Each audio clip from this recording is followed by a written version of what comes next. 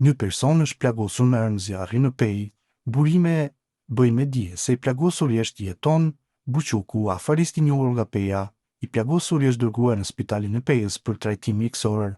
Media ka provuar të marrë një përgjigje nga policia e Kosovës dhe spitali i pejës, por deri në këto momente nuk ka marrë ende asnjë përgjigje për këtë rast.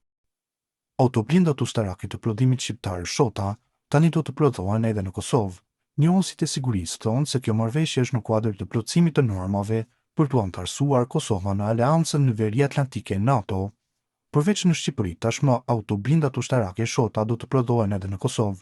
Kjo pajisje ushtarake do t'i shtohet stokut të Forcës së Sigurisë së Kosovës pas marrëveshjes së dakorduar mes ministrave të mbrojtjes Ejub Maqedonci dhe Piro Vengu. Këtë e konfirmoi për TVNI zëdhënësja e Ministrisë në Mbrojtje Liridon Agashi. Konfirmojmë se autoblinda ushtarake Shota e dizajnuar në Shqipëri do të prodhohet edhe në Kosovë, në kuadër të bashkëpunimit në industri të mbrojtjes të arritur përmes marrëveshjes trilaterale ndërmjet Kosovës, Shqipërisë dhe Kroacisë, që u nënshkrua në mars të vitit 2025. Sa i përket fillimit të prodhimit, ende jemi në fazën e aspektit logjistik të implementimit të kësaj marrëveshje, megjithatë lajmi i rëndësishëm është fakti që kemi dakordim me Shqipërinë që të fillojmë prodhimin dhe në Kosovë, deklaroi ajo. Këtë marrëveshje e sheh të dobishme ish deputeti i vetëvendosjese Verdu Golli.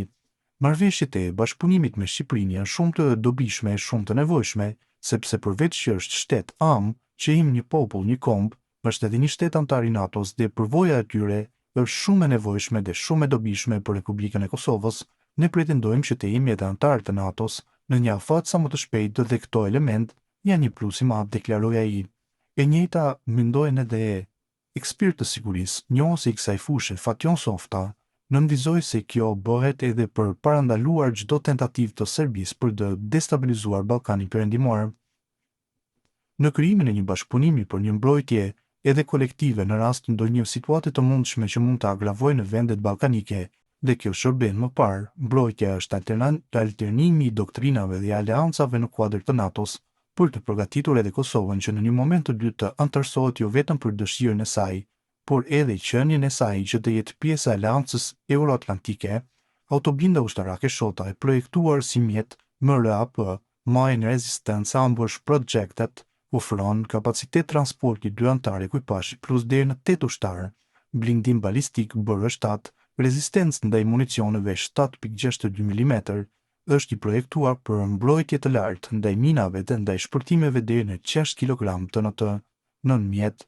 Gjithashtu është i përshtatur për terrene të vështira, ka ulse anti-shpërtim, xhama balistik dhe sistem modern sigurie.